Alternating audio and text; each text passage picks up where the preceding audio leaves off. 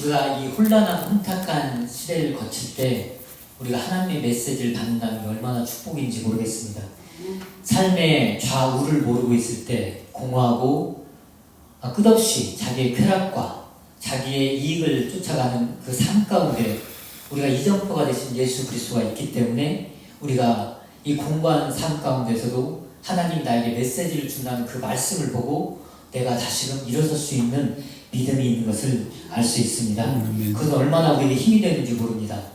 우리가 힘이 얻을 수 있는 것은 사람들은 책을 보고 이 메시지를 보고 이렇게 하면 되겠구나라고 생각을 합니다. 그러나 그것은 하나의 내 감정을 내 생각을 조금 이전할 뿐이지 시간이 지나면 다시금 원점으로 돌아오는 것을 많이들 느끼셨을 것입니다. 내가 실천해야겠다고 계획을 세우고 시간이 지나면 다시 원점에 왔을 때 그 계획이 잘못됐고 이 계획은 나하고 맞지 않는다라고 하는 그냥 흘러가는 그런 메시지를 느꼈을 것입니다. 저는 이 말씀을 보면서 생각했던 게 25년 가까이 하나님을 섬기면서 내가 어떨 때 제일 기뻤을까를 생각해 봤습니다. 많이 기뻤던 것도 많이 있었는데 2004년 10월 4일날로 기억됩니다. 그날 밤에 내가 성령으로 방언을 받아야 되겠다고 그렇게 내 마음에 갈증이 있었는데 그날 기도하면서 방언을 받았습니다. 1시간가량을 주님과 함께 알 수 없는 언어를 하면서 주님이 살아 계신다는 거 그때 너무나 기뻤습니다. 내가 예수님을 만나고 정말 내가 하나님의 자녀였구나를 그때 1시간 동안을 기도하면서 주님이 나와 함께 하시는구나, 정말 하나님은 살아 계시는가를 내가 믿음이 없어서 그때 주님께서 보여주셨습니다. 그 이후에 내가 힘들고 어려울 때 그래 나는 하나님의 자녀야. 왜? 그때 하나님이 너와 함께 하신 것을 너는 알고 있잖아. 나의 이정표 그 메시지가 그날 나에게 왔습니다. 아들아, 나는 너의 아버지고 너는 나의 자녀이다, 그리고 나의 아들이다라는 것을 그때 알았습니다.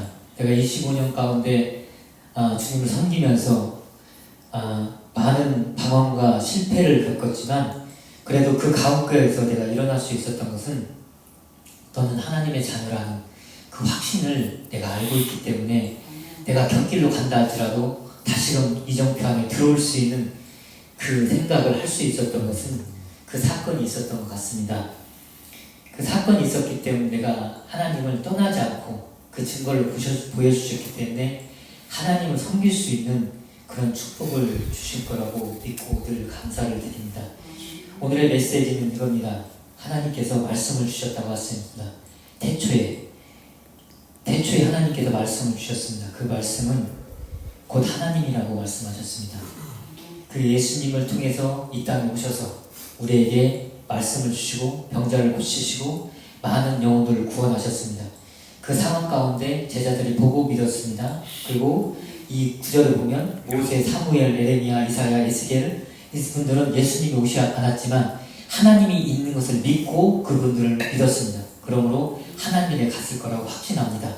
그리고 아브라함도 하나님을 믿었습니다. 그래서 이들은 하나님의 전에 갔습니다.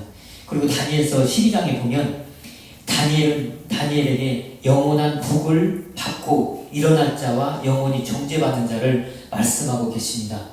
우리가 하나님을 받았지만 그리고 받지 않은 사람들과 구분되어 있다는 것을 말씀하고 계십니다.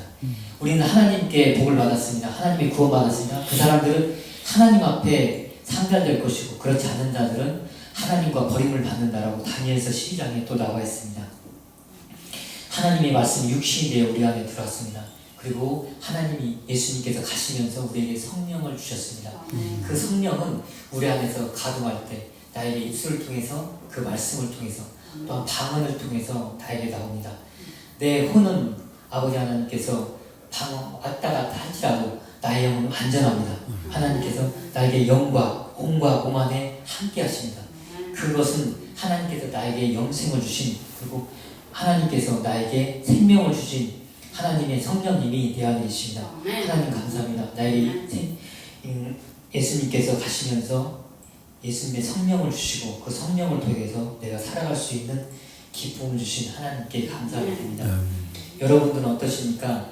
이 힘든 상황 가운데 누구를 붙잡고 걸어가고 계십니까? 이 힘든 상황 가운데 나에게 기쁨이 있을 때 어떤 기쁨의 표현을 하십니까? 제가 이제 50이 넘다 보니까 이제 앞으로 젊었을 때는 그런 걸 잘 못 느꼈는데요. 50이 넘고 나니까 아까 301장 부르면서 외람된 말씀이지만 주님 앞에 갈 날이 가까워진다라는 것을 찬양을 부를 때 지금까지 살아온 시간 동안에 참 많은 일이 있었지만 주님과 함께 동행했지만 앞으로 주님과 함께 영원히 지낼 그 하늘나라에 간다는 것, 그것을 바라보면서 또 기쁨이 넘쳐요. 그렇지만 그 마음 가운데, 이 형상 가운데, 삶 가운데 갈 때는 너무나 힘들고 지칠 때는 주님, 그 나라에 빨리 가고 싶지만 그렇게 갈 수 있는 나라가 아닌 것을 어떻게 합니까?